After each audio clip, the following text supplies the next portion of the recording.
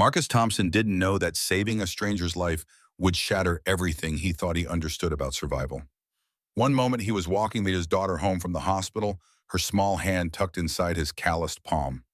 The next he was drowning in water so cold it felt like knives slicing through his chest, pulling a woman in $1,000 suit from depths that wanted to keep them both. The rain hadn't started yet, but Marcus could smell it coming. That clean electric scent rising from the pavement just before the sky opened up. 3 years in Riverside City, and he'd learned to read the signs, the way wind shifted off the Columbia, the sudden stillness pressing down like a held breath, the darkening clouds that looked less like weather and more like warning. Sophie's voice cut through his thoughts, small and tired against the October chill. Her feet hurt. She always said that after appointments at Riverside Children's Hospital, though she never complained during. 7 years old with her mother's dark eyes and a fragility that terrified Marcus every single day they'd lived since Rachel died. The doctors had just finished another round of cautious optimism wrapped in medical terminology that meant we're monitoring the situation, which meant her heart was still broken and they were still hoping it wouldn't get worse. The pink hospital bracelet stood out against her dark jacket sleeve as she tugged at his hand. Marcus adjusted the backpack on his shoulder to emergency medications, the EpiPen, Sophie's inhaler, the laminated card with Dr. Chen's direct number, and chose the river path. Shorter route home, fewer steps for legs that tired too easily. During summer, this walkway crawled with joggers and families. Now with winter approaching and evening settling in, it sat nearly empty. Just a few scattered figures hurrying home before the weather turned. The Willow River itself rushed past, swollen from recent rains upstream, aggressive and dark, pushing against the concrete embankment with relentless force. Marcus kept Sophie on his left side, away from the edge, his grip firm around her small fingers. The question came with the innocence only children possessed. Could they get pizza? Marcus felt something loosen in his chest. Their tradition after hospital visits, something good to wash away the antiseptic smell and fluorescent lighting. Pizza, ice cream, both if she wanted. Sophie's tired smile when he said yes made the financial calculation in his head worth ignoring. He'd figure out the bills later. He always did. They walked in comfortable silence, passing under the shadow of the old railway bridge. Marcus was mentally calculating whether he had enough cash or needed to stop at an ATM when Sophie stopped walking. The word came out soft, uncertain. Daddy, look. About 50 yards ahead, near one of the ornamental benches overlooking the river, a figure stood at the railing. Even from this distance, Marcus could tell something was wrong. The woman he could see now was a woman leaned too far forward, her posture suggesting either exhaustion or something darker. Her hands gripped the railing with white-knuckled intensity, shoulders shaking in a way that had nothing to do with the cold. Marcus slowed their pace, uncertain. 3 years of single parenthood had taught him when to mind his own business. But something about the woman's posture, the desperate way she clutched that railing, set off alarms in his head. She wore business attire, charcoal gray suit that looked expensive even from a distance. Dark hair pulled back in a style that had suggested boardrooms and power lunches. But her hands, the way they gripped the metal, the trembling in her frame, Marcus had seen that stance before.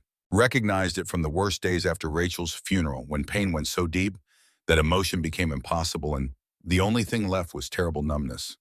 He called out, keeping his voice gentle. The last thing he wanted was to startle her, but Sophie was watching, and if something happened, his daughter would see it. The woman's head turned slightly, but she didn't look at him. In profile, he could see she was younger than he'd first thought, maybe early 30s, with sharp features and bone structure that belonged in magazines, but her expression was hollow, like someone who'd forgotten how to feel anything at all. The words came out flat, unconvincing. She told him to keep walking. Please. Marcus hesitated. Every instinct screamed to listen to her, to take Sophie, and continue home, to let whatever this was resolve itself without his interference. But something in that hollow voice reminded him of the worst days after Rachel died. That flat effect that came when pain went so deep that emotion became impossible. When the only thing left was a kind of terrible numbness. He pointed to a bench 20 feet back, asked Sophie to sit for just a minute. His daughter looked up at him with those knowing eyes that saw too much, understood too much for a 7-year-old. She nodded slowly and walked to the bench, her small form looking even smaller against the darkening sky.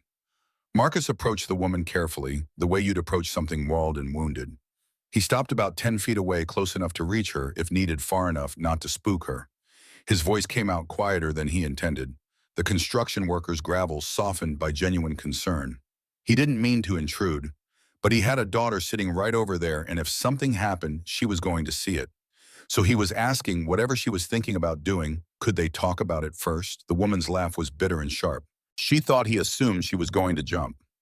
Marcus studied the railing, 42 inches of aging concrete, lower than the current 48-inch safety standard. His carpenter's eye noted the small cracks, the way the woman stood with her center of gravity too far forward, too easy for someone to go over. He told her what he saw, someone standing too close to a river moving fast enough to kill, looking like she'd forgotten why she shouldn't.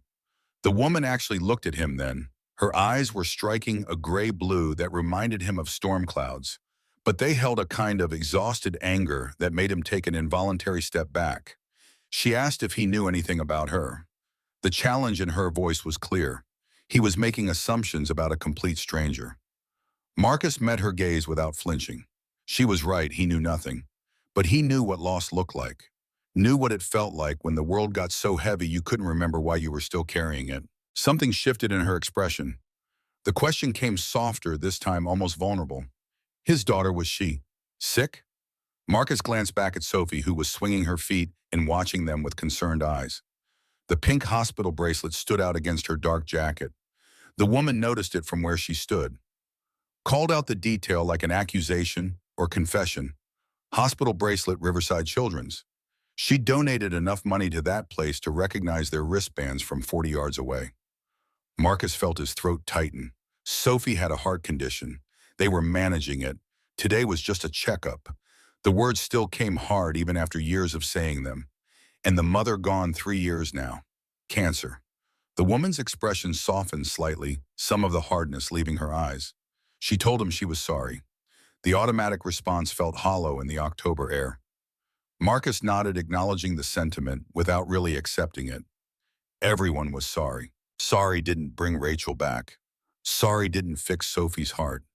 He took another step closer, his voice dropping to something almost gentle. He didn't know what brought her here tonight, didn't need to know. But that river didn't care about her reasons. It wasn't going to solve anything, just going to be cold and dark and final. The woman looked back at the rushing water, her expression unreadable. Her words came out barely above a whisper. Maybe that was exactly what she needed. Cold and dark and final. Marcus felt anger flash through him, hot and sudden. He asked if she thought this was easy. The woman's voice cracked, pain and fury bleeding through the hollow facade. Did he think she hadn't tried everything else first? Then try one more thing, he told her. Step back from that railing and tell him her name. For a moment, he thought she might actually do it, might actually step back and let whatever madness had brought her here dissolve into the October evening. Her hands loosened slightly on the metal. Instead, she let go of the railing entirely. It happened so fast, Marcus barely had time to process. One moment, the woman stood there, backlit by city lights across the river. The next, she'd simply released her grip and let gravity do the rest. The shout tore from Marcus's throat as the woman toppled backward over the railing. He didn't think, didn't calculate the risk, didn't consider his daughter watching from the bench. His body simply moved. 3 years of construction work and physical labor translated into pure reaction. He vaulted over the railing, his hands barely catching the metal as he launched himself toward the water. The last thing he heard was Sophie screaming his name. The river hit him like a fist. Cold so intense it felt like burning, like every nerve ending in his body catching fire and freezing simultaneously. Water forced itself into his nose and mouth before he could catch his breath. The current grabbed him immediately, stronger than he'd imagined, pulling him under and spinning him like a toy in a child's bathtub. He broke the surface, gasping, his eyes burning from whatever chemicals and runoff the river carried downstream from the city. Sophie. The name tried to force itself from his throat, but water filled his mouth. He could see her on the bench, standing now, small hands pressed against her mouth, a terror written across her face even from this distance. Then the current dragged him under again. When he surfaced the second time, he saw her. The woman already 10 feet downstream, her dark suit making her almost invisible against the water. Her head went under, came back up, went under again. Marcus kicked hard, fighting the current, his work boots feeling like anchors dragging him down. The river wanted to pull him one direction, but he angled across it, using the flow to help carry him toward the drowning woman rather than fighting against physics. 15 years of hauling lumber and drywall had taught his body how to push past pain, how to find strength when exhausted, how to keep moving when every muscle screamed for rest. His hand caught fabric, the woman's jacket. She thrashed, panicked, now her earlier resignation replaced by raw survival instinct. Her elbow caught him in the jaw and stars exploded across his vision. He tried to shout at her to stop fighting, but water filled his mouth instead. Her weight pulled them both under. In the dark water, Marcus locked his arm around her chest, pinning her arms the way he'd been taught in a lifeguard training course 20 years ago, that he'd barely paid attention to and never thought he'd need. Muscle memory took over. Kick. Pull. Keep her head above water. Don't let go. The river carried them downstream, but Marcus angled toward the far bank where the current eddied near an old dock.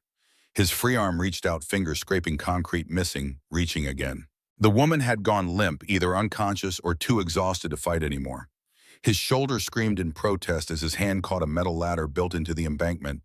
Pain shot through the joint as his arm took both their weights, the current trying to tear them away from salvation. He held on, muscles trembling, and pulled them toward the ladder, one agonizing inch at a time. Getting the woman onto the ladder took everything he had left. He pushed her up from below her dead weight, nearly pulling him back into the water with each movement. Somehow he'd never remember exactly how he got her high enough to drape over the concrete edge. Then he hauled himself up after her arms, shaking lungs, burning every breath, feeling like it might be his last. They collapsed on the walkway, both of them coughing water onto the concrete. Marcus's entire body felt like it had been beaten with hammers. His clothes clung to him, heavy and freezing, and every breath hurt. The woman rolled onto her side, retching water onto the pavement. Her perfect hair had come loose, plastered across her face. The expensive suit was ruined, torn at the shoulder, covered in river filth that smelled of oil and decay. The words came out between gasping coughs, accusatory and shocked. What the hell was he thinking? He could have died. Marcus laughed, a harsh sound that hurt his raw throat. She was the one who jumped into a river. The woman tried to push herself up on shaking arms, but her strength gave out. She corrected him through chattering teeth. She didn't jump. She slipped. She was just looking at the water, and her hand slipped. The lie was so transparent, it would have been funny if they weren't both on the edge of hypothermia. Marcus watched her face crumple, all that perfect control shattering. She stopped trying to stand, stopped trying to explain, just started shaking so hard her whole body convulsed with cold and shock and whatever had brought her to that railing in the first place. She wasn't crying. She was shaking too hard for tears. Her whole body convulsing with cold and shock and something deeper. Shame maybe, or the terrible realization of what she'd almost done. The words tumbled out between gasps for air. Oh God, she was so stupid. Marcus looked back across the river, his heart suddenly seized with panic. Sophie, he could see her still on the bench where he'd left her standing, now her small hands pressed against her mouth. Even from this distance, he could see the terror on her face, the way her small body shook with sobs. The words came out, urgent, desperate.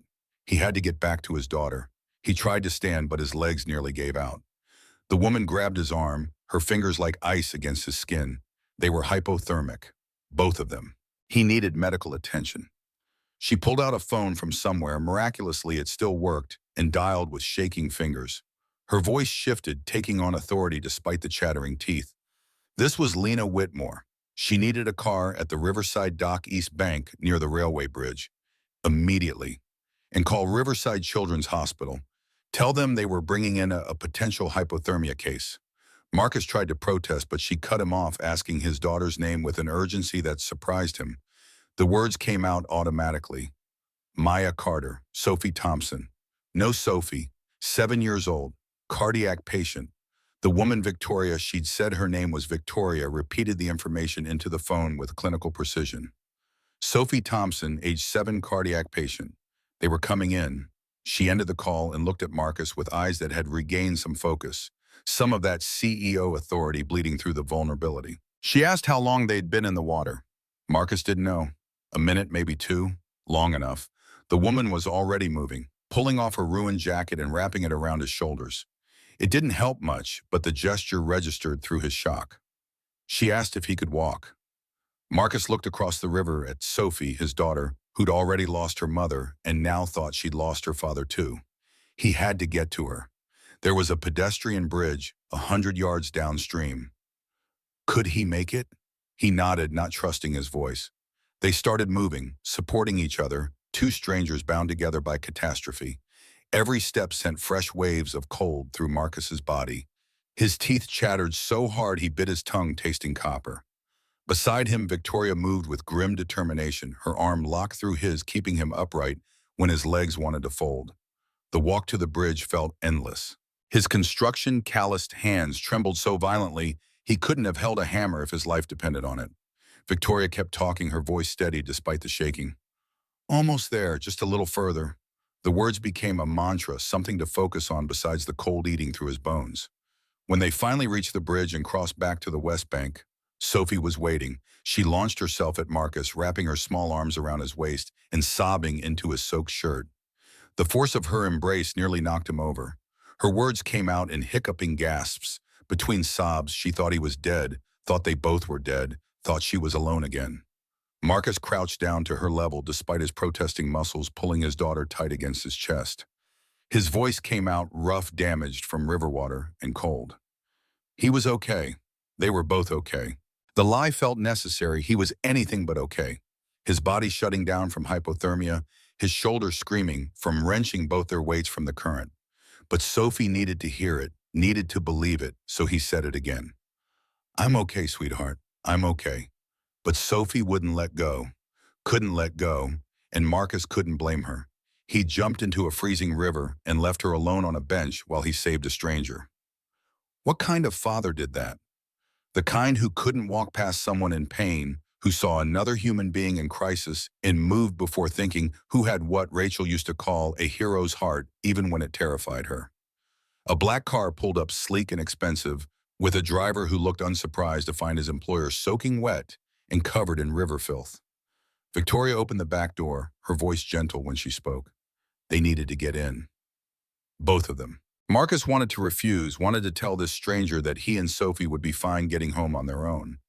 But his body was shutting down from the cold, and Sophie was shaking against him, and the hospital was 15 minutes away by foot in weather that was about to turn nasty. He helped Sophie into the car and climbed in after her. The driver had the heat running at full blast. Victoria pulled emergency blankets from somewhere. Of course, this car had emergency blankets. Probably a full medical kit and defibrillator too. She wrapped the metallic material around Marcus and Sophie with practiced efficiency, then pulled out her phone, already calling ahead to the hospital and giving instructions in a voice that expected to be obeyed. Sophie burrowed into Marcus's side, her tears soaking into the emergency blanket. He held her close, trying to stop shaking, trying to process what had just happened. His wet clothes clung to him like ice, the car's heat barely making a dent in the cold that had settled into his bones. Across from them, Victoria ended her call and met his eyes. In the car's interior light, he could see her clearly for the first time. Beautiful in a severe, controlled way, the kind of beauty that came with money and power and knowing exactly how to present yourself to the world. But her makeup was smeared, her hair was a disaster, and something in those gray-blue eyes looked absolutely shattered. She thanked him, the words coming out quiet and raw. Marcus pointed out she'd already said that. Victoria's laugh was hollow, broken. She meant it. She didn't know what she was doing there at the railing. Honestly, didn't remember deciding to go to the river. She just found herself there, and everything felt so heavy. And when she looked at the water, it seemed quieter than everything else. Marcus knew exactly what she meant. He'd stood in Sophie's hospital room 3 years ago, watching machines breathe for his daughter, while doctors explained that her mother was gone, and he'd felt that same terrible quiet calling to him. The promise of silence after too much noise, stillness after too much chaos. He asked what changed, what made her let go of the railing.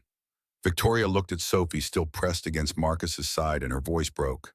She saw his daughter's face when he jumped in after her, saw how terrified Sophie was, and she realized the words caught in her throat. She realized she was about to do to him what losing someone does to the people left behind. Force him to explain to his daughter why the stranger her daddy tried to save chose death anyway. Make him carry that weight, that failure on top of everything else he was already carrying. The car pulled up to the hospital's emergency entrance. Medical staff were already waiting, clearly prepared by Victoria's call. They descended on Marcus and Sophie, immediately checking vitals, asking questions, ushering them inside with professional efficiency. In the chaos of warm blankets, in heated eye of fluids, in concerned doctors, Marcus lost track of Victoria. One moment she was there speaking quietly with a nurse, the next she'd vanished like she'd never existed at all. Hours later, after they'd been checked and cleared and given stern lectures about hypothermia and risk-taking, Marcus and Sophie sat in a private room that definitely wasn't standard ER fare. Someone had brought them dry clothes, expensive sweats that definitely hadn't come from the hospital's usual stock. A nurse explained that Ms. Whitmore had arranged for the room and covered all the costs. The woman handed Marcus a business card. Simple, elegant, expensive cardstock. Victoria Hayes, CEO, Hayes Innovations. A phone number and email address, and on the back written in precise handwriting, "Thank you for showing me that someone still cares if I drown. I owe you more than I can repay." Sophie was finally sleeping curled up in the hospital bed with exhaustion that went bone deep. Marcus sat beside her, still feeling the rivers cold in his bones, and stared at the business card. He should throw it away. Should take Sophie home, get back to their quiet life, forget this night ever happened. They didn't need complications, didn't need powerful strangers with their own demons getting tangled up in their already precarious existence. But when he closed his eyes, he saw Victoria's face in the car that moment, when her CEO armor had slipped and something real and broken had shown through. He put the card in his pocket. The nurse came back with discharge papers and a pharmacy bag. Miss Whitmore had also arranged for Sophie's prescriptions to be refilled for the next 6 months, she said, clearly impressed. Quite generous. Marcus thought about a woman who could arrange all this with a phone call, but had been standing at a railing looking for quiet in a river that had none. He thanked the nurse and signed the papers. They took a taxi home, another gift from Victoria Hayes apparently, and Marcus carried Sophie up to their third-floor apartment. It was small, worn at the edges, but it was theirs. 2 bedrooms, a kitchen barely big enough for one person, a living room dominated by the couch he and Rachel had bought at a thrift store 7 years ago. The walls held Sophie's artwork and photos of happier times back when they'd been a complete family instead of 2 people learning to survive without their missing piece. He tucked Sophie into bed, kissed her forehead, stood in the doorway watching her sleep. His phone buzzed in his pocket. Unknown number. The text was simple, direct. "I'm guessing you made it home safely." Marcus hesitated, then typed back, "We did. Thank you for everything." The response came quickly. "I should be thanking you. You saved my life." Marcus stared at those 4 words. He typed, "You slipped," then deleted it. Typed, "Does it matter?" then deleted that too. Finally settled on, "I don't know. Does it matter?" 3 dots appeared, disappeared, appeared again. Victoria's response took almost a minute. "Yes, because if I jumped, then I wanted to die. And if I slipped, then maybe some part of me still wants to live. I need to know which is true." Marcus sat down heavily on his worn couch, still wrapped in the expensive sweatshirt someone had provided. Outside, the rain had finally started tapping against the windows, like fingers asking to be let in. "What do you remember?" Another long pause before the dots appeared again. "I remember standing there for a long time. I remember thinking about how tired I was, how much everything hurt. I remember my hands getting cold on the railing. And then I remember the water. Do you remember deciding?" Marcus typed, his thumbs moving carefully across the screen. The response took even longer this time. "No, I don't remember deciding anything. I just remember letting go." Marcus closed his eyes, thinking about all the decisions he hadn't made in the 3 years since Rachel died. All the mornings he'd gotten up because Sophie needed him, not because he wanted to. All the days he'd survived not through any active choice, but simply through the absence of deciding not to. He typed slowly, choosing his words carefully. Maybe surviving doesn't always look like a decision. Maybe sometimes it's just not choosing the alternative. Victoria's response was immediate. "That's a depressing way to live," Marcus typed back. "Yeah, but it's still living." The dots appeared and disappeared several times. "Finally, I need to see you again. Not to repay you, not out of obligation. I need to understand what happened tonight. Can we meet tomorrow?" Every instinct told Marcus to say no to protect the fragile peace he'd built for himself and Sophie, to avoid complications and powerful strangers and whatever chaos came with women who stood at railings and let go. But he remembered the look in her eyes when she'd seen Sophie's face, the way her voice had broken when she talked about being tired. He typed coffee somewhere public. "I'll bring Sophie." The response came with coordinates: Riverside Cafe, noon. Marcus almost laughed at the location. She wanted to go back to the river. He pointed out the obvious. "You want to go back there?" Victoria's response was simple but loaded.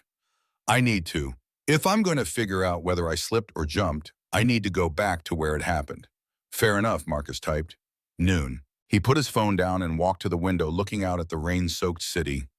Somewhere out there, Victoria Hayes sat in her penthouse or mansion or whatever accommodations came with being a CEO worth however many millions. Somewhere out there, the Willow River kept rushing past, dark and relentless and indifferent to the people it almost claimed.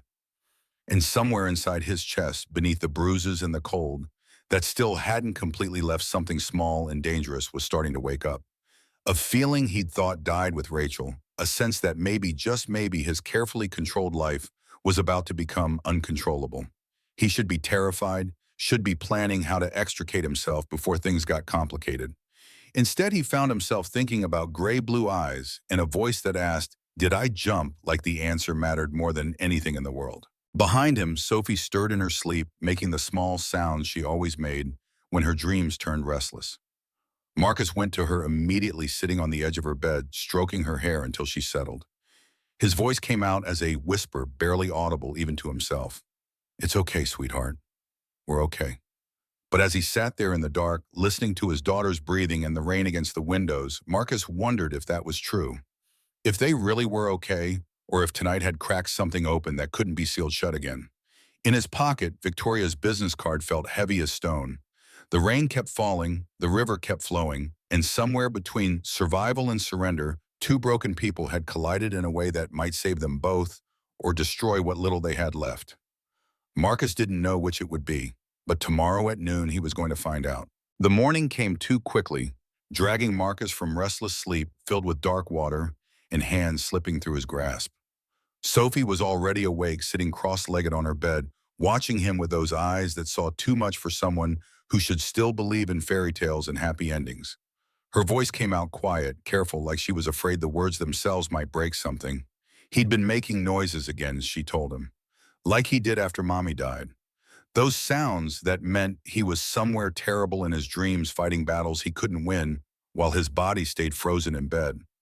Marcus sat up, feeling every muscle from last night's river protest the movement.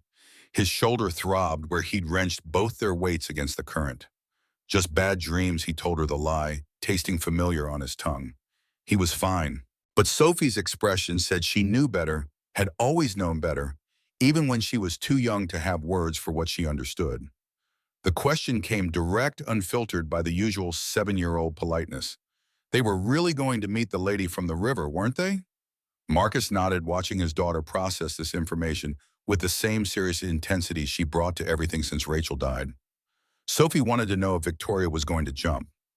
Use the word like she'd heard it 1,000 times, like she understood what it meant in ways that made Marcus's chest ache. He told her he didn't know which was the truth. Couldn't lie to Sophie about this, not when she'd stood on that bench, watching him disappear into freezing water. His daughter's voice dropped lower, almost a whisper. She wasn't stupid. She knew what it looked like when someone didn't want to be alive anymore. Grandma had looked like that before she went to sleep and didn't wake up.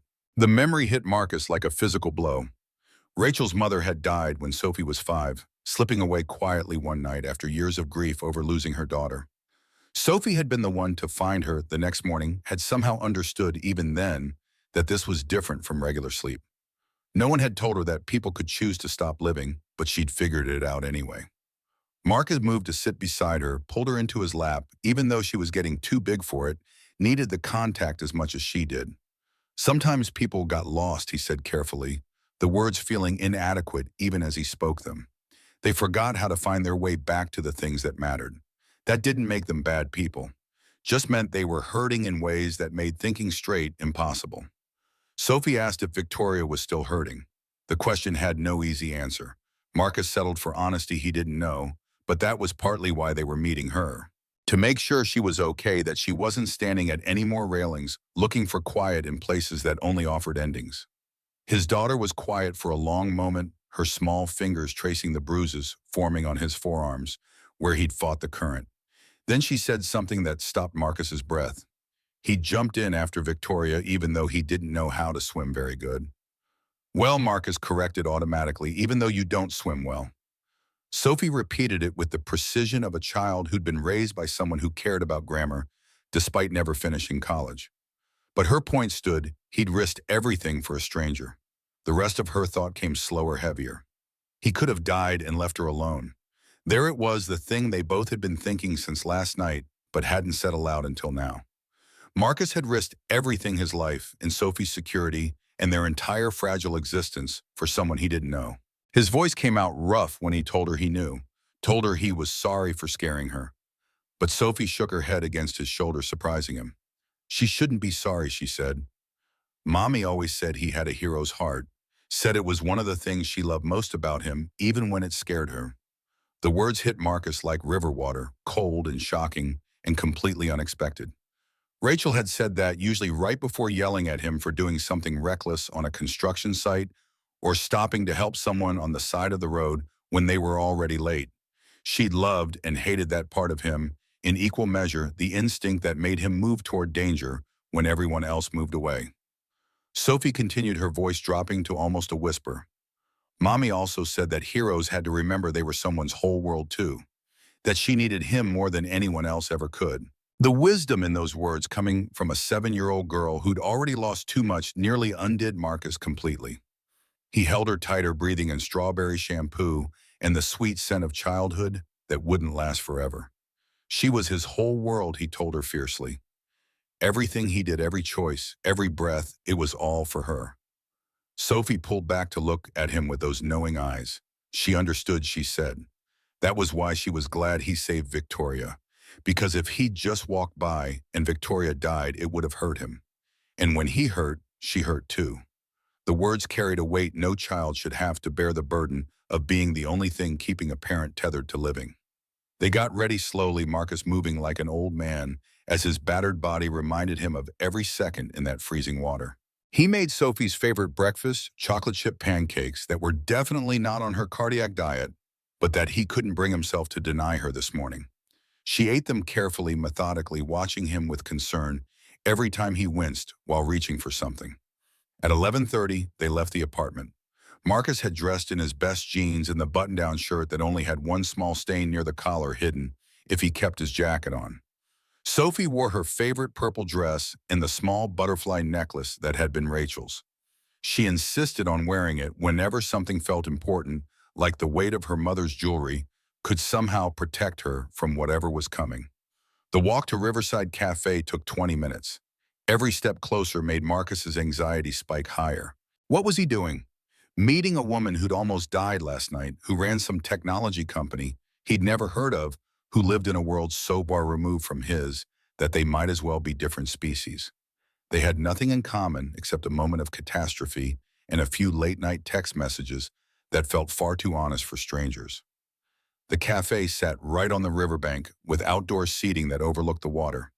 In daylight, the Willow River looked almost peaceful, its surface glittering in the autumn sun, giving no indication of the violence lurking beneath. Marcus felt his stomach turn looking at it, the memory of cold water and desperate struggling, too fresh. Sophie spotted her first, pointing with the unself-conscious directness of childhood. There she was, sitting at a corner table on the patio, her back to the river, like she couldn't quite bring herself to look at it. Victoria wore casual clothes, expensive casual.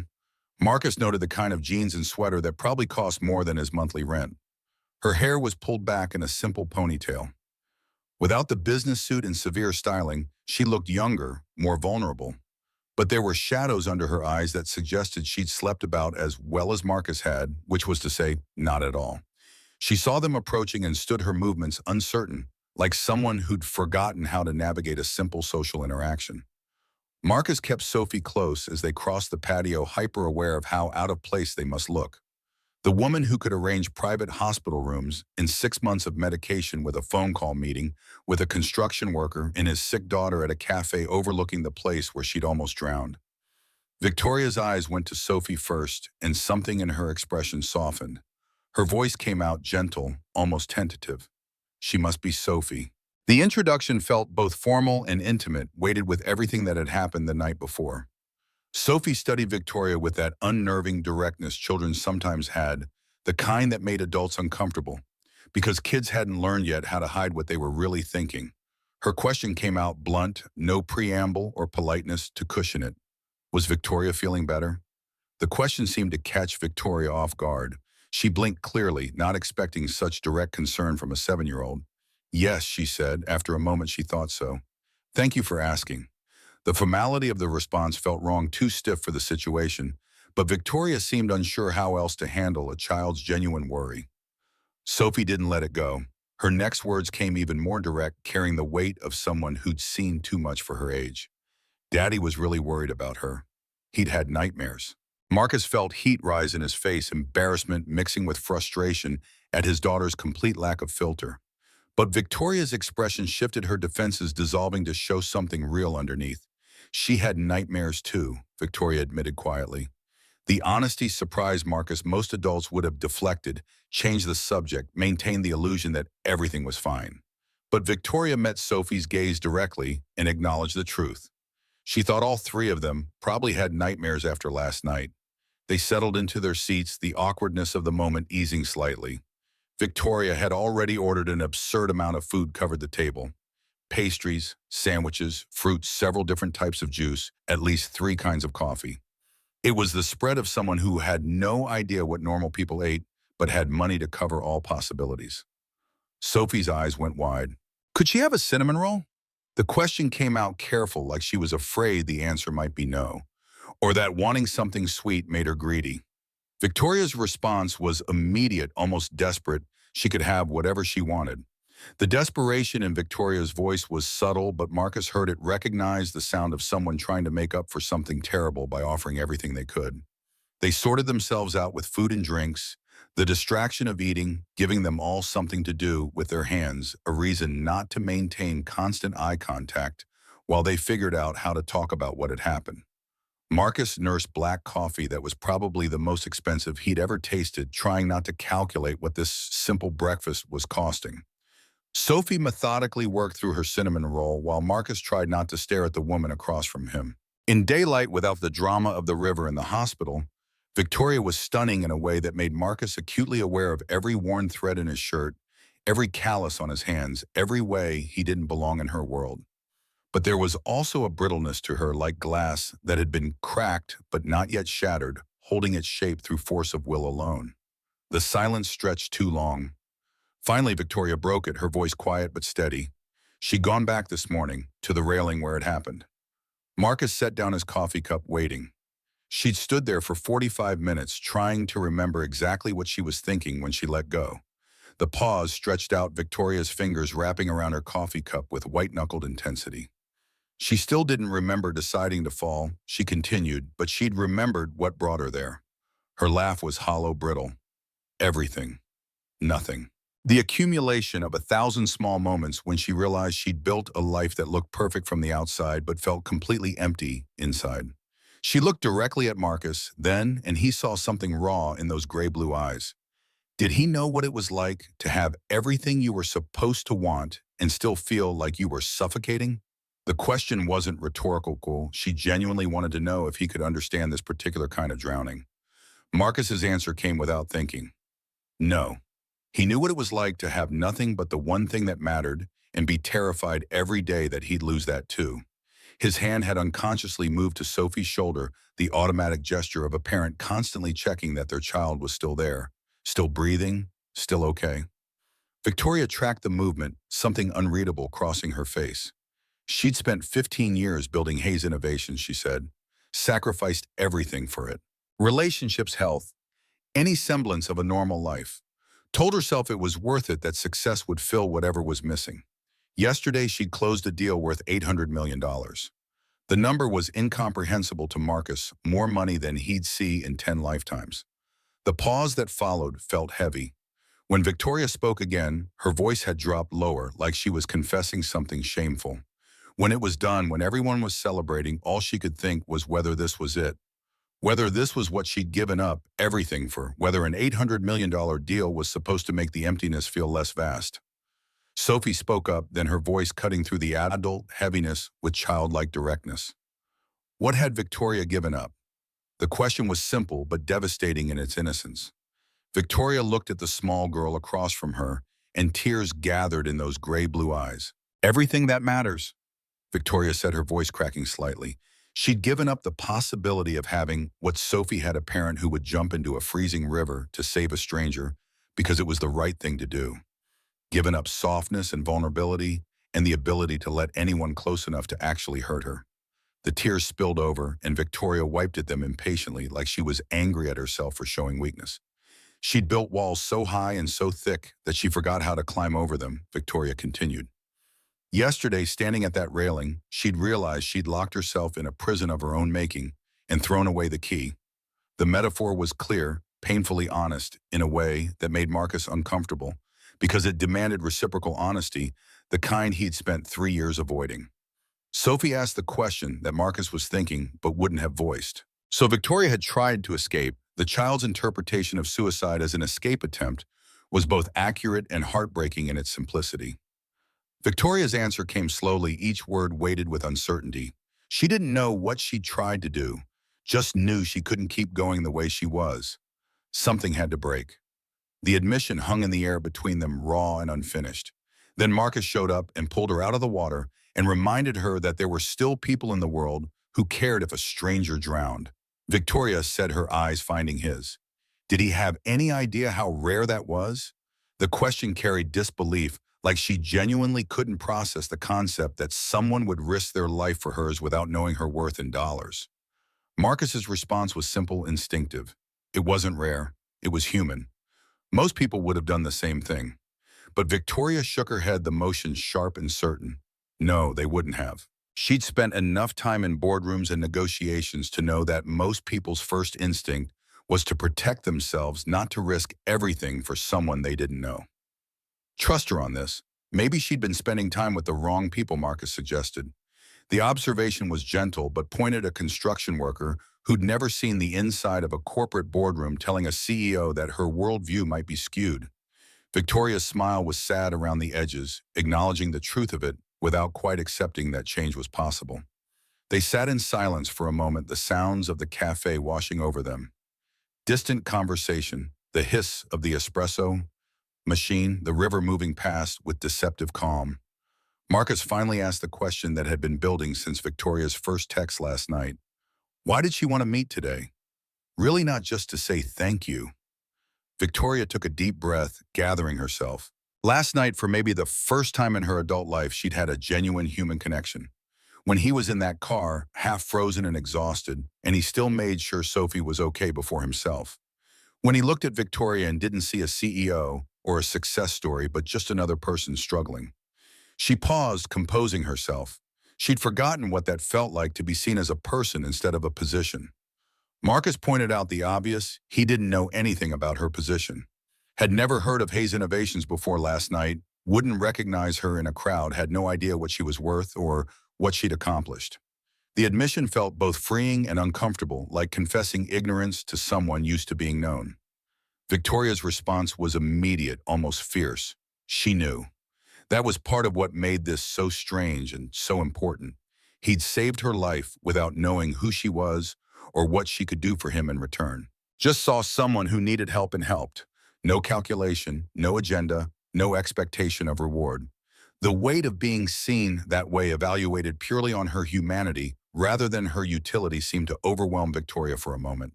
She blinked rapidly, fighting back more tears. Sophie had finished her cinnamon roll and was now working on a blueberry muffin, but her attention never wavered from the conversation, processing everything with that frightening intelligence she'd inherited from Rachel. Marcus felt the need to be honest, to set boundaries before this went somewhere neither of them could navigate. His voice came out more blunt than he intended. He couldn't be her reminder that humanity existed. He and Sophie were barely keeping their own lives together. He worked construction. He was raising a daughter with a serious medical condition. Most days he was just trying to make it to bedtime without falling apart. He didn't have the capacity to fix whatever was broken in Victoria's life. The words sounded harsher than Marcus meant them, but he needed Victoria to understand the reality. He wasn't some savior or therapist or life coach. He was a tired, single father who'd acted on instinct and was now sitting across from a woman whose life was so different from his, they might as well be living on different planets. But Victoria's response surprised him. She wasn't asking him to fix her, she said, and there was steel in her voice now, the CEO showing through the vulnerability. She was asking for permission to figure out how to fix herself. And maybe while she did that, she could know him. Really know him not as the man who saved her life, but as a friend. The word hung between them both too simple and too complicated for what they were dancing around. Marcus felt something shift in his chest. Friends. He didn't have friends anymore. After Rachel died, everyone kind of drifted away. They didn't know what to say to him, and he didn't have energy for small talk.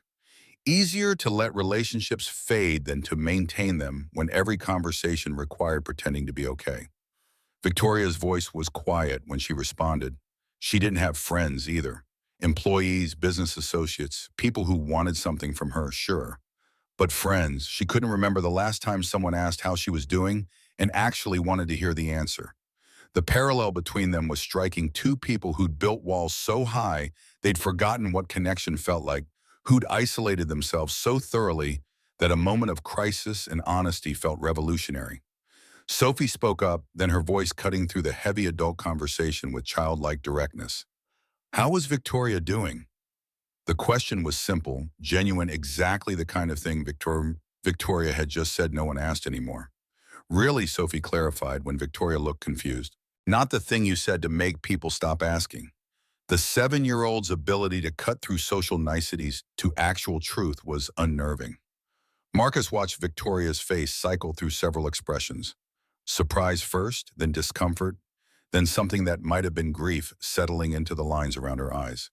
When she spoke, her voice was barely above a whisper. She was tired, so tired that she didn't remember what it felt like not to be exhausted. Lonely in a way that had nothing to do with being alone. And scared that she'd made so many wrong choices that she couldn't find her way back to who she was supposed to be. The honesty of it, the raw vulnerability in admitting all that to a child she'd just met seemed to surprise Victoria as much as it did Marcus. Sophie nodded solemnly like this was exactly the answer she'd been looking for. That was a better answer, she said, with the gravity of a much older person. Thank you for being honest. Victoria let out a surprised laugh that turned into something dangerously close to a sob. Sophie was 7 years old. How was she this wise? The question carried genuine bewilderment, like Victoria couldn't quite process a child having more emotional intelligence than most adults she knew. Marcus's response carried the familiar ache of watching his daughter carry burdens meant for adults. Rachel's death had stolen Sophie's childhood, replaced fairy tales with hospital rooms, and grief that no 7-year-old should understand. The words came quieter than he intended, touching on guilt that never fully left. Watching Sophie navigate complex emotional terrain with more grace than most adults possessed was simultaneously his greatest pride and deepest regret. Victoria's next words were directed at Sophie, her voice soft and sincere. She was sorry about Sophie's mother and about her heart. None of that was fair. But Sophie just shrugged with the practiced acceptance of a child who'd heard similar sentiments countless times. Lots of things weren't fair. But Daddy said they didn't get to choose what happened to them, only how they responded to it. The wisdom in those words coming from someone so young seemed to hit Victoria hard. She looked at Marcus with something like wonder. His daughter quoted him like he was Socrates, like his half-formed parenting philosophy was something worth remembering and repeating. Marcus felt his face heat with embarrassment.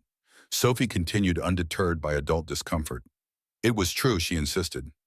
Mommy used to tell her that Daddy was the smartest person she knew about what really mattered, even if he didn't always believe it himself. Marcus's vision blurred. He'd forgotten Rachel saying that, or maybe he'd never fully believed it. His wife had been a paralegal, sharp and educated and intimidating in her intelligence. He'd barely graduated high school before going into construction. Their difference in education had always been something he felt keenly. Victoria asked what Rachel had said really mattered for him.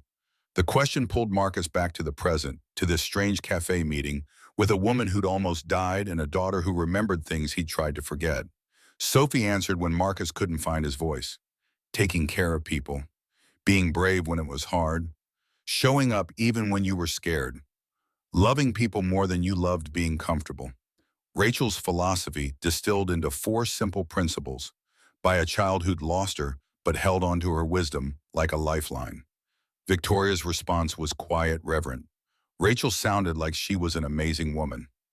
Sophie's agreement was immediate, and Fierce Mommy was the best. Marcus managed to get out two words that felt completely inadequate. She really was. They fell into silence again, but it felt different now. Less awkward, more contemplative, like they were three people learning how to be honest in a world that usually demanded performance. A waiter came by to refill coffee. When he left, Victoria leaned forward, her elbows on the table, her posture less guarded than before. She asked if she could tell them something she'd never told anyone. Marcus nodded, Sophie leaned in, and suddenly they were co-conspirators in confession. Victoria's voice dropped lower, like she was sharing a secret that could destroy her if anyone else heard. She'd built Hayes Innovations from nothing. Everyone thought she was this brilliant innovator, this fearless leader. But the truth was she'd been running. The pause stretched out. Her parents died in a house fire when she was 12. Victoria continued. She was the only one who made it out. Her hand unconsciously moved to her left shoulder, hidden beneath her sweater, and Marcus remembered the mention of scars from the hospital last night. She had marks from that night, bad ones. And for years, every time she looked at them all, she could see was her failure to save the people she loved most. Marcus's response was gentle but firm. She was 12. She was a child. Victoria nodded like she'd heard this before from therapists, probably from well-meaning relatives. She knew that intellectually, but emotionally she'd spent 20 years trying to prove she deserved to have survived, working herself to exhaustion, building something meaningful, making sure her life counted for something since her parents' lives were cut short. But no matter how successful she became, no matter how much she achieved, she still felt like that terrified child crawling out of a burning house while her parents screamed. The image was visceral, devastating, and explained so much about the woman sitting across from him. Victoria Hayes wasn't just a CEO. She was a survivor carrying 2 decades of guilt and trauma, using success as a shield against grief. Sophie had gone very still, her eyes wide. Marcus reached across the table without thinking, put his hand over Victoria's. The gesture was automatic, the same comfort he'd give Sophie when nightmares made sleep impossible. Survivor's guilt, he said quietly. He knew what that looked like. After Rachel died, he'd spent months wondering why it was her instead of him. Why she got cancer when she was the good one, the smart one, the one who actually made the world better. He was just some construction worker who'd gotten lucky enough to marry above his station. It should have been him. Some part of Marcus still believed that even 3 years later. Sophie's voice came out small and fierce, but then she'd be alone. And Mommy loved Daddy too much to want that. The simple logic of a child cutting through adult spiral thinking with pure truth. Marcus felt his throat tighten. He knew he told Sophie softly. It took him a long time to understand that. To accept that surviving didn't mean he had to justify his existence every single day. He looked at Victoria, their hands still touching on the table. Honoring Rachel's memory didn't mean destroying it himself. It meant being the father she believed he could be. It meant showing Sophie that life after loss was still worth living. Victoria's question came out raw with need. How did he do that? How did he keep going when everything felt pointless? Marcus looked at his daughter, who was watching both adults with concern and compassion beyond her years. He found something that mattered more than the pain, Marcus said. For him, that was Sophie. Every morning, even when he didn't want to get up, even when the weight of everything felt unbearable, he got up because she needed him. And in taking care of her, he somehow ended up taking care of himself too. The answer wasn't profound or revolutionary, just honest. Victoria's whisper was almost lost in the cafe noise. But she didn't have that, didn't have anyone who needed her. She had a company, but companies didn't love you back. Had employees, but they'd replace her in a heartbeat if it served their interests. She'd built this enormous life, and at the center of it was just nothing. The confession felt like it cost her something to say aloud. Sophie spoke up before Marcus could respond. Then maybe Victoria needed to build something different. Both adults looked at her and the child met their gazes with calm certainty, like what she was suggesting was the most obvious thing in the world. Victoria asked what Sophie meant, her voice gentle. The child's answer was simple, devastating in its clarity. Victoria said she'd given up everything that mattered, so she should start getting those things back. Make friends. Let people be close to her. Stop hiding behind walls. It wasn't that complicated if you thought about it. Victoria's laugh was half sob. When did 7-year-olds become so wise? The question was rhetorical, but Sophie answered anyway when they had to be. Marcus recognized Rachel's phrase in Sophie's response, the way his wife used to explain their daughter's unsettling perceptiveness to confused teachers and concerned relatives. But Sophie was right, Marcus added, surprised to find himself agreeing. Victoria wasn't trapped, she was just scared, and that was okay. Being scared didn't mean she was broken. It meant she was human. The words felt important somehow, like they were building towards something neither of them was quite ready to name. Victoria's smile was watery but genuine. When she spoke, there was self-deprecation in her voice. She'd forgotten how to be human, been a CEO for so long that she didn't remember how to just be. The admission was both sad and hopeful acknowledgement of the problem being the first step towards solving it. Then she should learn, Marcus said simply. Start small. Have coffee with people who didn't want anything from her except her company. Say yes when someone asked how she was doing and actually tell them the truth. Let herself be imperfect, flawed, messy, in the ways that made connection possible. Victoria held his gaze and Marcus saw something shift in her expression. Something that looked like hope fighting its way through decades of self-protection. Was that an invitation to have coffee again? The question came softer, more vulnerable than anything she'd said so far. Marcus knew he should say no, should protect the careful boundaries he'd built around his life, should keep this woman who carried catastrophe in her wake at arm's length.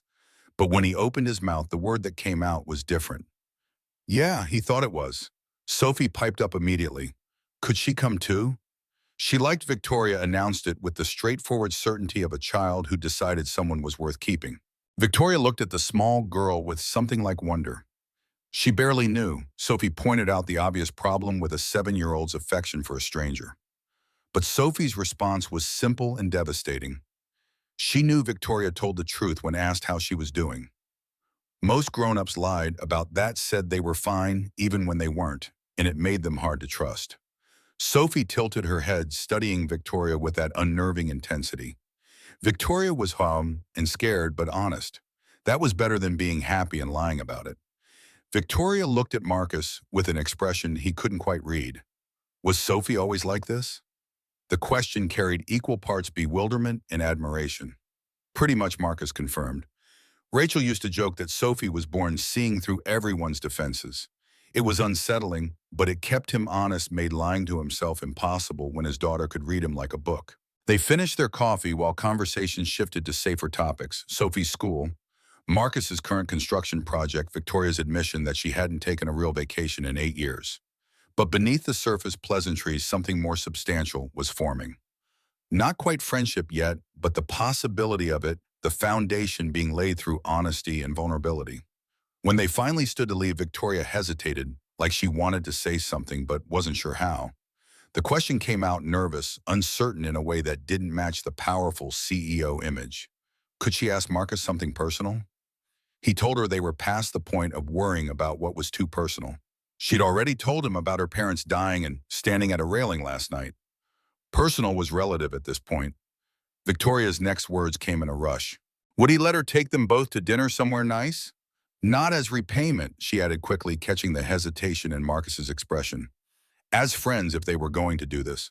She wanted to do it properly, wanted to spend time with people who saw her as human, rather than position.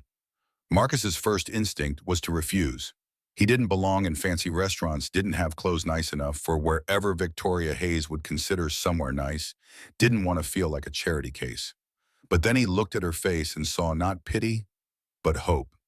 Like she was offering not because she felt obligated, but because she genuinely wanted their company. The distinction mattered. Sophie interjected before Marcus could formulate a response. Somewhere that served chicken fingers. If they were going somewhere nice, the restaurant should have good chicken fingers, she announced, with the gravity of someone laying down non-negotiable terms. Victoria laughed, and it was the first time Marcus had heard genuine joy in the sound. She'd make sure of it, promised to find a place with the best chicken fingers in the city. Sophie wanted to know if Friday night was okay. She'd pick them both up at 6. Marcus felt himself nodding before his brain caught up with his mouth. Friday worked the words coming out despite every instinct telling him this was a terrible idea, that he was opening a door he wouldn't be able to close, that letting Victoria deeper into their lives was asking for complications they couldn't handle. They exchanged phone numbers, Victoria promising to text the details. As she turned to leave, she paused, looked back at Marcus with an expression that carried weight. "Thank you," she said quietly. Not just for pulling her out of the river, for pulling her back into the world. She didn't realize how much she needed that until now. Marcus's response was simple but felt important somehow. Everyone needed it sometimes. The world was too hard to navigate alone. They watched Victoria walk away, noticed how she moved with careful precision, like someone who'd forgotten how to take up space unself-consciously. Like someone relearning what it meant to exist in the world, rather than just moving through it. Sophie slipped her hand into Marcus's as they watched Victoria disappear into the parking lot. The observation came matter-of-fact, delivered with childlike directness. She liked Victoria. The woman was broken like them. Marcus started to protest, but Sophie cut him off. They were broken, she insisted. But that was okay. Broken things could still be beautiful. Mommy used to say that. The memory hit Marcus sideways. Rachel collecting damaged pottery and stained glass from thrift stores, displaying them like treasures, insisting that fractures added character rather than destroying value. He'd forgotten that particular quirk of hers, the way she'd seen beauty in things others discarded. Sophie was right, Marcus admitted. Broken things could still be beautiful. They walked home slowly, his daughter chattering about the cinnamon rolls and asking questions about what somewhere nice meant for dinner on Friday.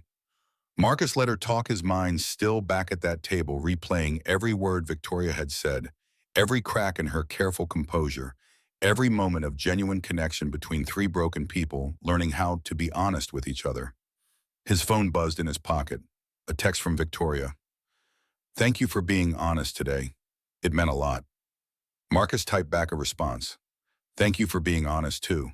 It felt like the beginning of something, though he couldn't have said what. Just knew that the careful walls he'd built around his life were starting to crack, and instead of being terrified, he felt something that might have been hope. Friday arrived with the kind of anxiety that made Marcus's hands shake while buttoning his one decent shirt.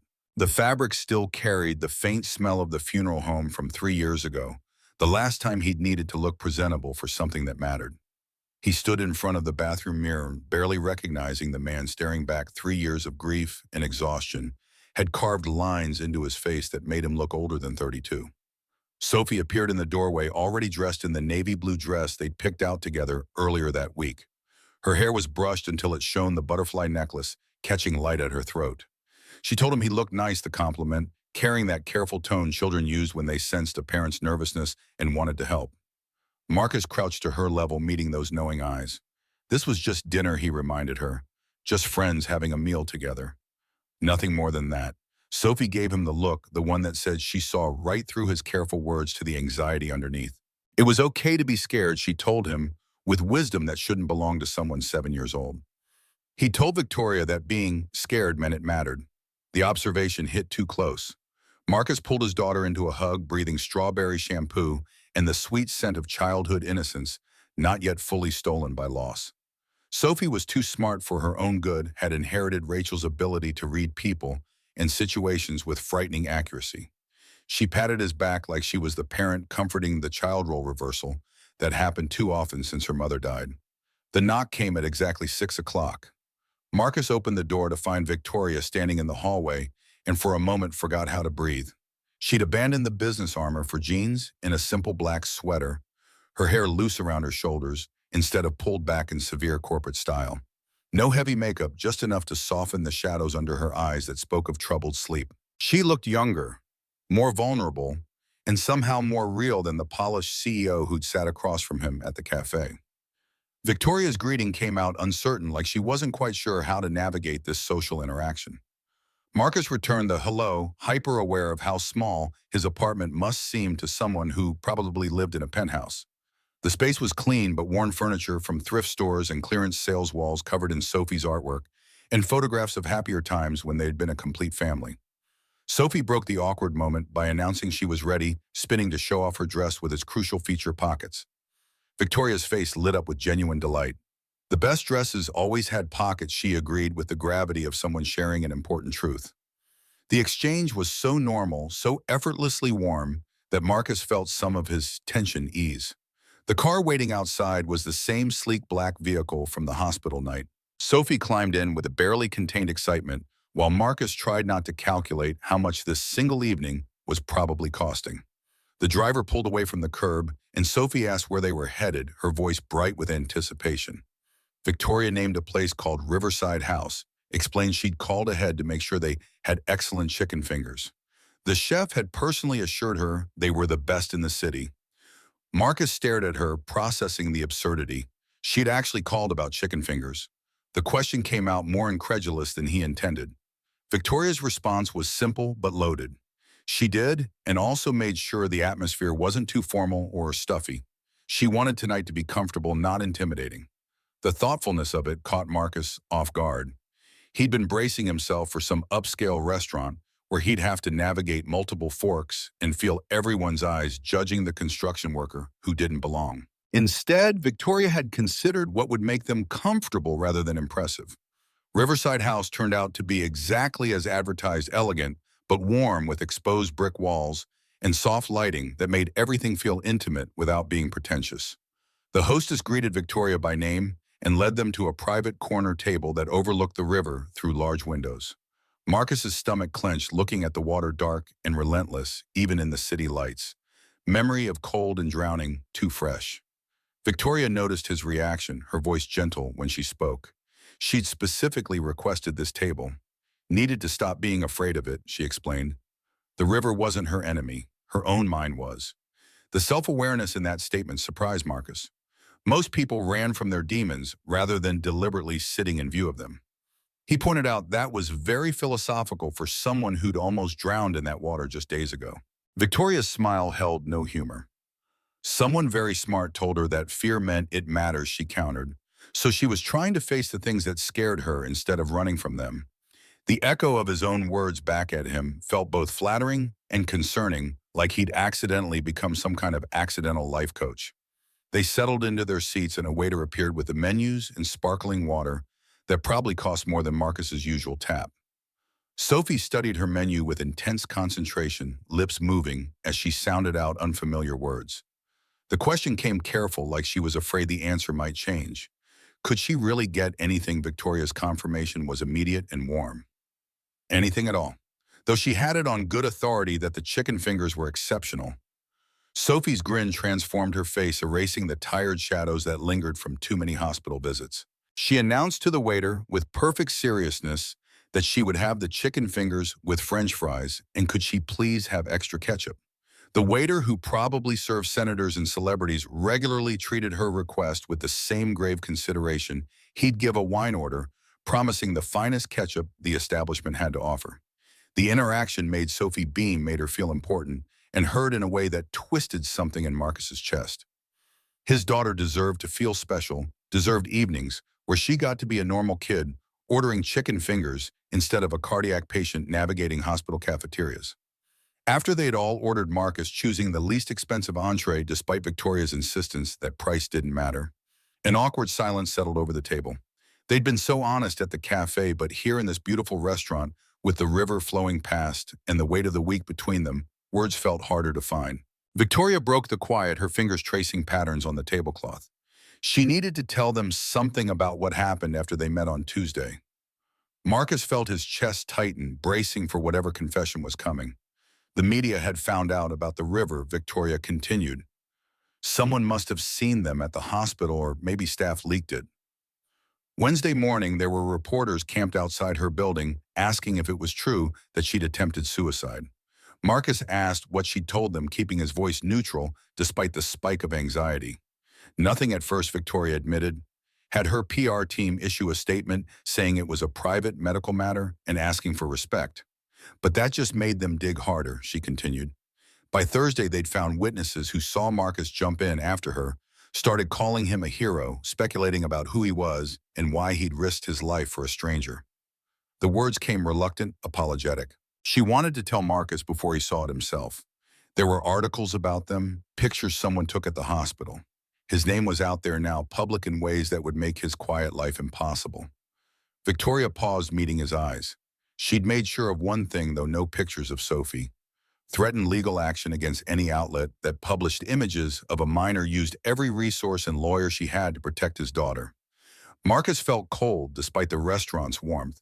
Pictures of him, articles speculating about his relationship to Victoria Hayes, his name floating around media outlets for anyone to see. What kind of speculation? The question came out harder than he intended. Victoria's cheeks colored slightly, the kind that sold papers. Secret relationship affair gone wrong, that sort of nonsense. Her voice carried disgust at the fabrication. She was sorry, genuinely and deeply sorry. Never meant for him to get dragged into her mess like this. Marcus sat back, processing. He'd lived quietly for 3 years, deliberately staying under the radar, keeping his world small and manageable and safe. Now strangers were writing about him, making up stories, invading the careful privacy he'd built. Sophie was watching him with worried eyes, sensing the tension, even if she didn't fully understand its source. Victoria asked if he was mad, genuine fear in her voice, like his anger mattered more than the media circus. Marcus considered the question honestly. He didn't know, he admitted finally. He was processing. This was a lot to take in. 3 days ago, he was anonymous, just another construction worker with a sick kid. Now he was apparently newsworthy, his life subject to public consumption and speculation. Victoria jumped in quickly. She could make it stop, she offered. Could issue a statement, clarify everything. Make it clear he was just a good Samaritan who happened to be in the right place at the right time. Could shut down the speculation completely. The desperation in her voice suggested she'd do anything to fix this, to undo the damage her crisis had inflicted on his carefully ordered life. Marcus asked the question gently, without accusation. Could she really make it stop, or would denying it just make them more curious, give them more reason to dig into his life? Looking for the real story, Victoria deflated slightly, acknowledging the truth with visible reluctance. He was probably right. Denying would just fuel more stories, more investigation, more invasion. Then they'd ignore it, Marcus decided with more certainty than he felt. Let them write whatever they wanted. People who knew him would know the truth. The rest didn't matter. The philosophy sounded better than it felt. Pretending not to care what strangers thought was easier than actually not caring, especially when those strangers were publishing his name and face for the world to judge. Victoria studied him with something like awe. He was taking this remarkably well, she observed. Most people would be furious, would blame her for ruining their privacy. Marcus admitted the truth, he was terrified. But he was also learning that running from scary things didn't make them less scary, just made him tired. The words echoed between them, his own advice about facing fear reflected back in the choice to sit here rather than hide. Sophie had been unusually quiet, listening to the adults with that intense focus she got when processing important information. Now she spoke up, her voice small but clear. Were people going to be mean to Daddy because of Victoria?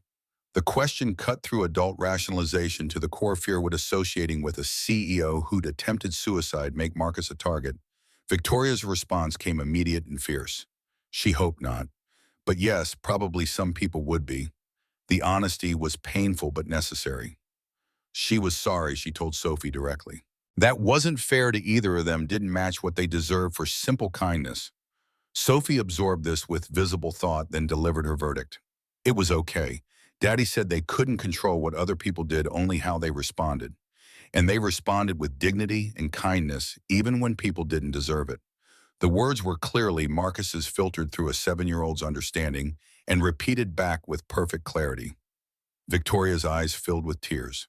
His daughter quoted him like he was some kind of philosopher, she observed with wonder. Where had Sophie learned to be so wise?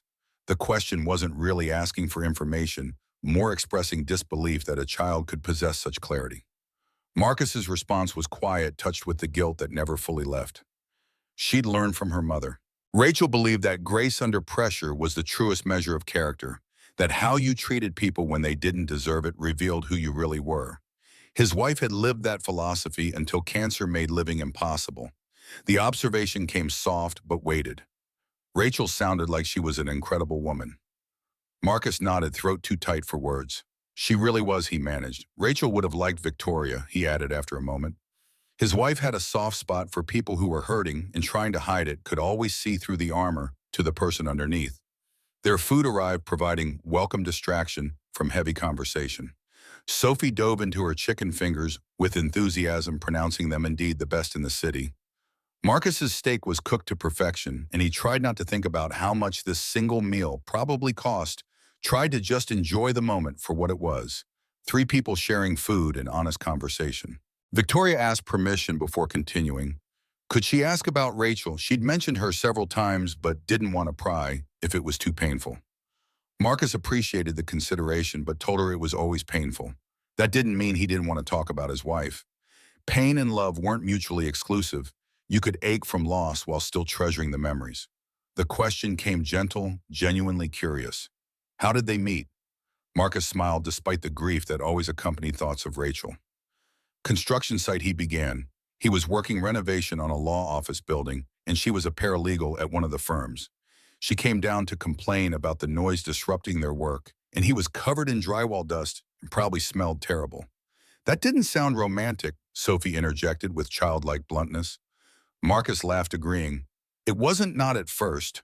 Rachel was furious and he was stubborn. They argued for 10 minutes before his supervisor intervened and worked out a compromise.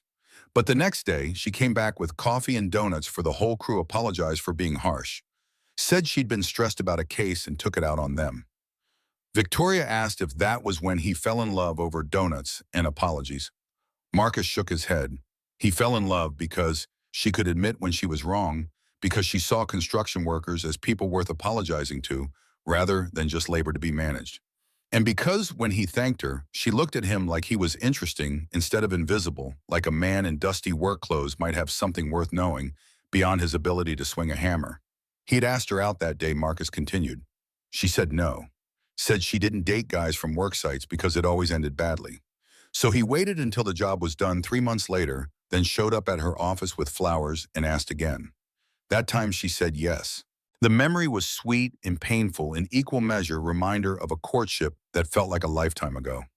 Victoria asked the question carefully, gently. Was Rachel sick for a long time before she passed? The euphemism was appreciated, the way people danced around the word died like saying it directly might cause more pain. Marcus told her 18 months from diagnosis to the end. Ovarian cancer caught too late, already spread by the time they found it. Rachel fought hard, did every treatment, never gave up hope. But sometimes fighting wasn't enough. Sometimes cancer won, regardless of willpower or medical science. The worst part, Marcus continued, was watching her worry more about them than herself. Even when she could barely stand up, she was making him promise to take care of Sophie, making him swear he wouldn't shut down after she was gone.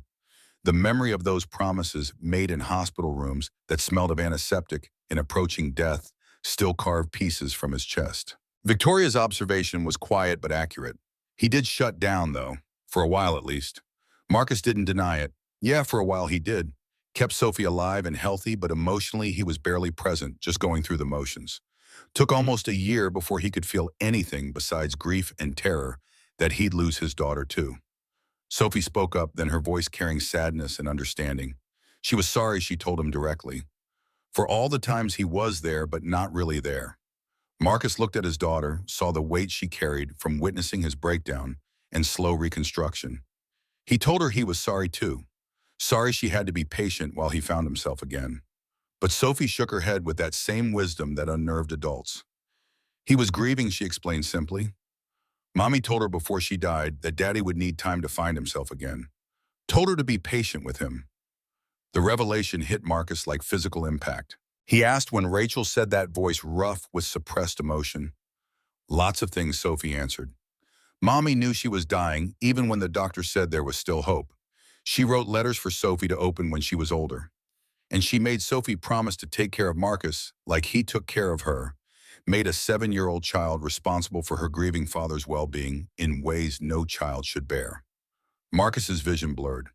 Sophie was 5 years old when Rachel died. She shouldn't have had to carry that weight, shouldn't have been asked to be strong when she should have been allowed to fall apart. But Sophie's correction was gentle, insistent. Mommy didn't put it on her. She trusted her. There was a difference between burden and trust, between being forced into a role and being asked to help. Victoria had tears running down her face, not bothering to wipe them away. She told them both how sorry she was for all they'd lost, for the weight they'd carried. Sophie's response was characteristically direct. They were sorry for Victoria too. Losing parents in a fire was really scary. Knowing you couldn't save them was probably the hardest thing anyone could survive. The reference to their cafe conversations surprised Victoria. Sophie had been paying attention, had absorbed and processed Victoria's confession about her parents and the guilt she carried. The child continued with matter-of-fact clarity. Victoria shouldn't have shared that with a kid, shouldn't have put that kind of heavy information on someone too young to carry it properly. But Sophie corrected that assumption too. She was too young for lots of things. Too young to watch her mother die, too young to have a broken heart, too young to understand adult grief. But she'd rather know the truth than have adults lie to protect her. Lies made you feel crazy, made you question your own perception. Truth made you feel trusted, made you part of the solution instead of a problem to be managed. Victoria looked at Marcus with an expression mixing awe and disbelief. Was Sophie always this insightful? Always, Marcus confirmed. Rachel used to joke their daughter was born seeing through everyone's defenses, could read people like most kids read picture books.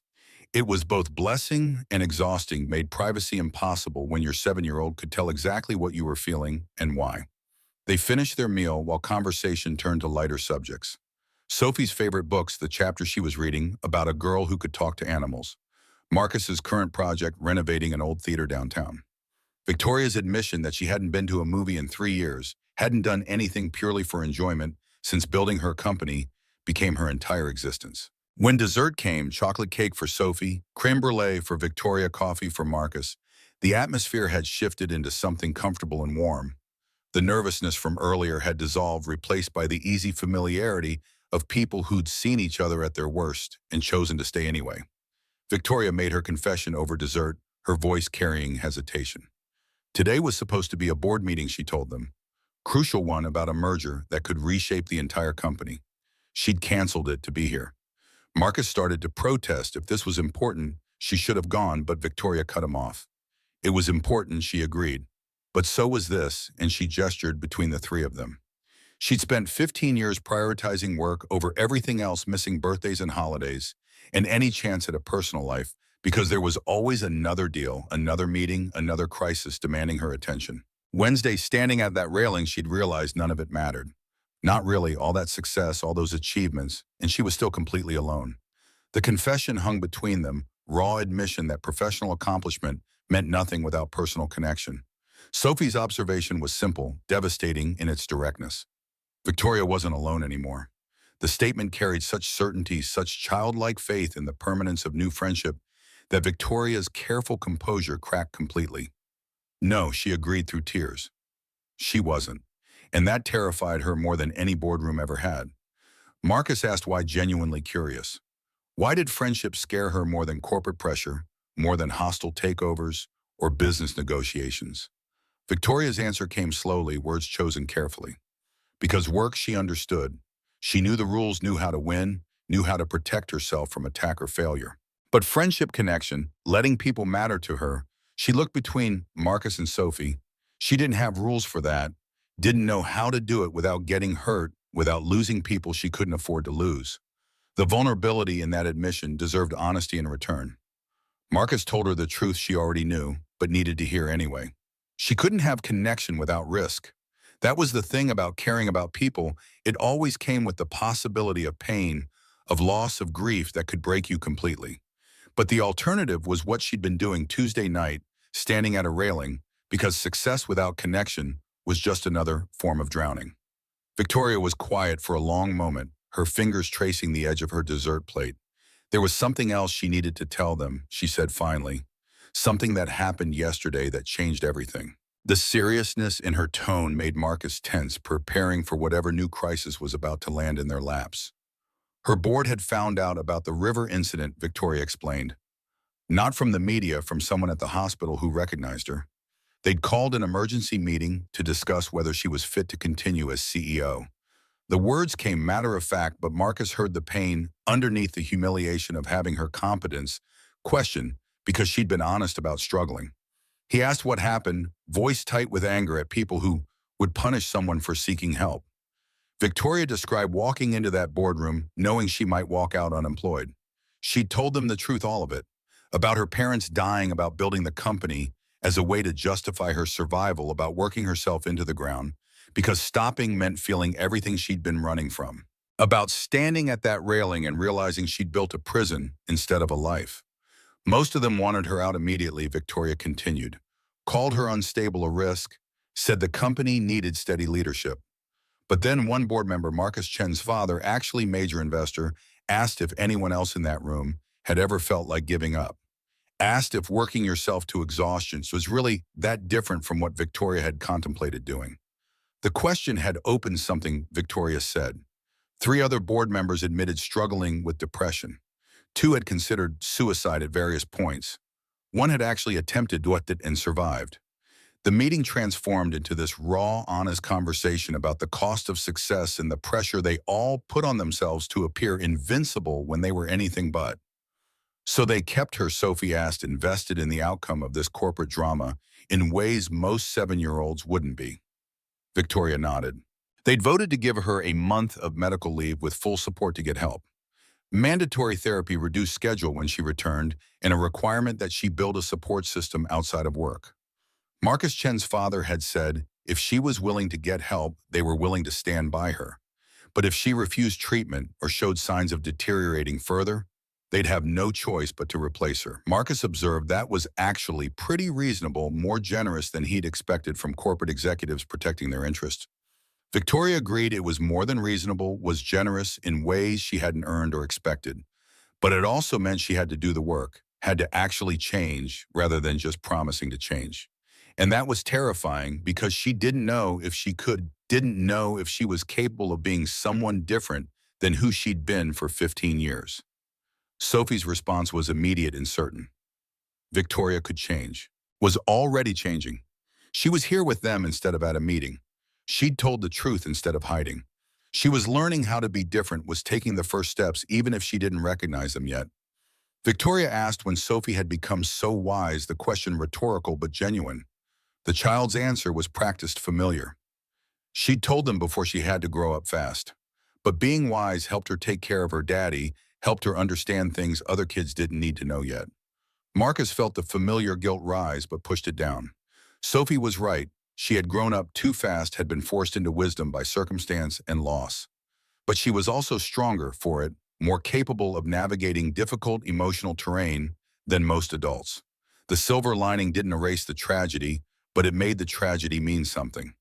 Victoria asked what her treatment plan looked like, what the board had required as conditions of her continued employment. She started therapy Monday, Victoria explained. 3 sessions a week with a trauma specialist. The board had arranged for comprehensive evaluation with a psychiatrist who specialized in high-functioning individuals with depression and PTSD, and they wanted her to develop meaningful personal relationships outside of work. Said isolation was one of the biggest risk factors for what happened. Marcus pointed out the obvious. So they were part of her treatment plan, required homework assigned by her corporate overlords. The observation came with gentle humor, but Victoria shook her head fiercely. No, they were part of her life. The treatment plan just acknowledged that she needed to have a life worth living, needed connections that mattered beyond professional networking. She wanted to be clear about something. Victoria continued, her eyes finding Marcus's and holding them. She wasn't befriending him because her board mandated it or because she was trying to check off some box on a recovery checklist. She was here because Tuesday night he saw her at her absolute worst and still treated her like she mattered. Because Wednesday at the cafe, both he and Sophie were more honest with her than anyone had been in years. Because for the first time since her parents died, she felt like she might actually deserve to be alive. The raw vulnerability in that confession cracked something open in Marcus's chest. They were here because Victoria made them feel less alone too, he admitted. He and Sophie had been surviving in their own little bubble for 3 years, safe but isolated, protecting themselves from more loss by refusing to let anyone close enough to hurt them. Victoria reminded them that there was a bigger world out there, that connection was worth the risk, even knowing it could end in pain. Sophie spoke up with characteristic directness. And she had two mothers, now she announced with satisfaction. One mother in heaven and one mother here with them. The casual way she'd assigned Victoria the role made both adults freeze. Victoria looked at Sophie with wide eyes, clearly not expecting this level of attachment from a child she'd known less than a week. The correction came gentle but necessary. Victoria wasn't her mother, Marcus started, but Sophie cut him off.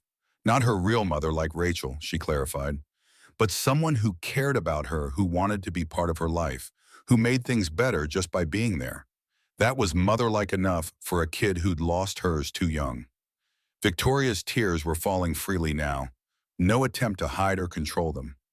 She asked Sophie if she really felt that way, if having Victoria around made things better instead of worse. The child's answer was simple and devastating. Yes, because they'd been sad alone for a long time. Now they could be sad together, and somehow that made the sadness lighter, easier to carry. Marcus's phone buzzed in his pocket, shattering the emotional moment. He ignored it at first, but buzzed again, insistent. Then a third time. Apologizing, he pulled it out and saw missed calls from his foreman, from the company office, from numbers he didn't recognize. His voicemail notification showed 6 new messages. Victoria watched him with concern as he listened to the first message, watched his face drain of color. The foreman's voice was apologetic but firm. Marcus needed to take a few weeks off. Reporters had shown up at the construction site that morning asking about him and his relationship with Victoria Hayes. They were disrupting work, creating safety hazards with cameras and questions. It wasn't a firing, the foreman stressed, just temporary suspension with pay until the media attention died down. But they couldn't have the circus continuing on an active construction site.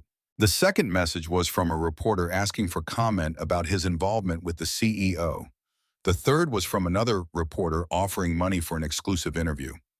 Marcus deleted them without listening to the rest, phone feeling toxic in his hand. Victoria's voice was small, devastated.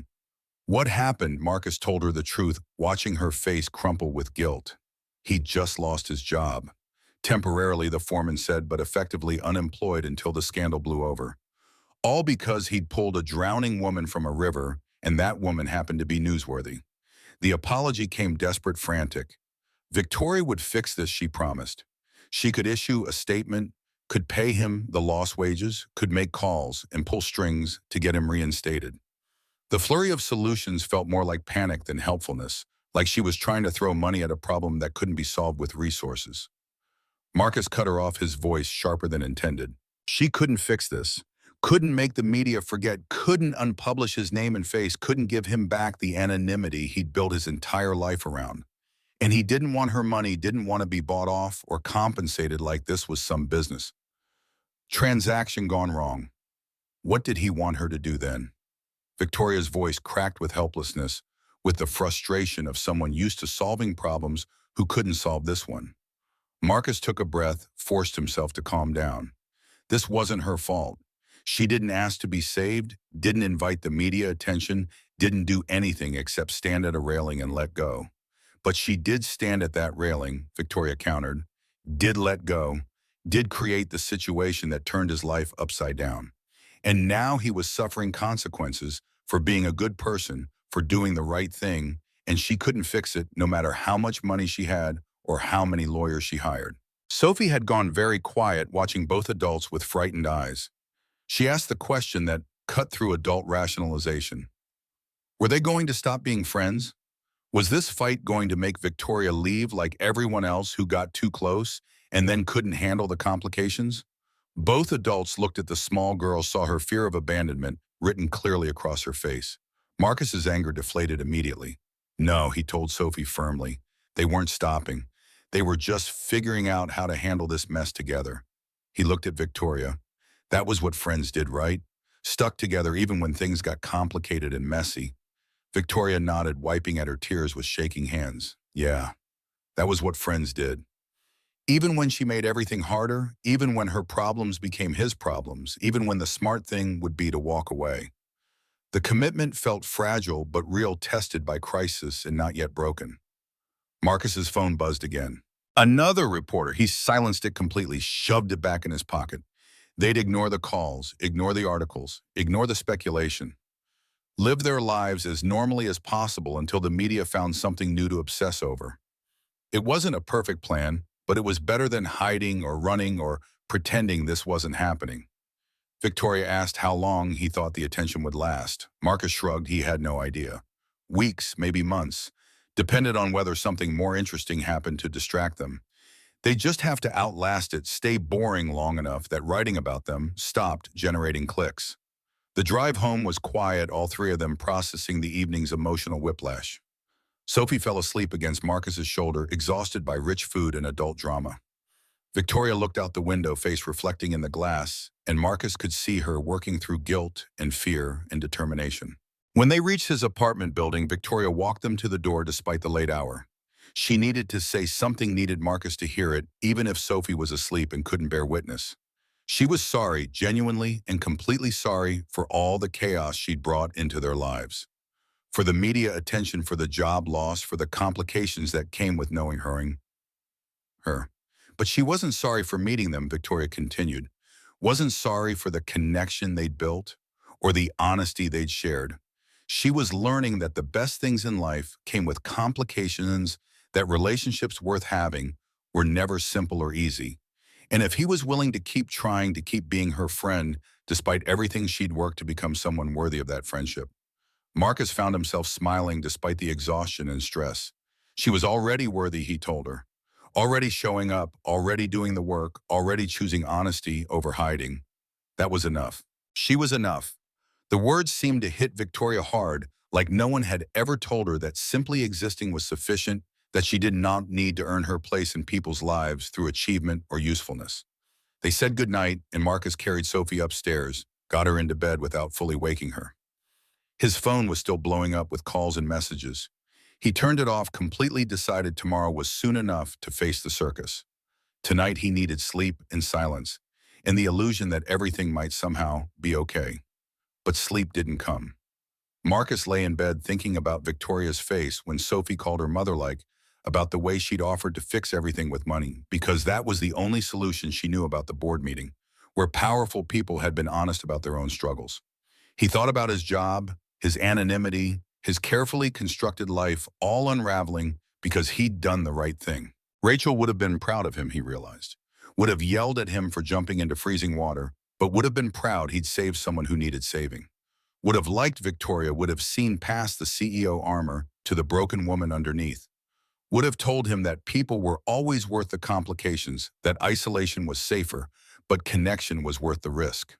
His phone was off, but he imagined Victoria's messages, could picture her sitting in whatever expensive home she lived in, fighting the urge to text apologies and solutions. Could see Sophie sleeping peacefully down the hall, dreaming of chicken fingers and new mothers and families built from choice rather than blood. Somewhere between exhaustion and acceptance, Marcus drifted toward sleep. Tomorrow would bring reporters and questions and consequences he couldn't control. But tonight he had a daughter who was loved, a new friend who was trying, and the strange comfort of knowing that doing the right thing was still the right thing even when it cost everything. The river kept flowing past the city, dark and relentless. But Marcus wasn't standing at its edge anymore, contemplating depths or rescue. He was here in this small apartment with his daughter sleeping safely and a woman across town who'd chosen to live because someone had shown her that life was worth the choosing. And for now, despite everything, that was enough.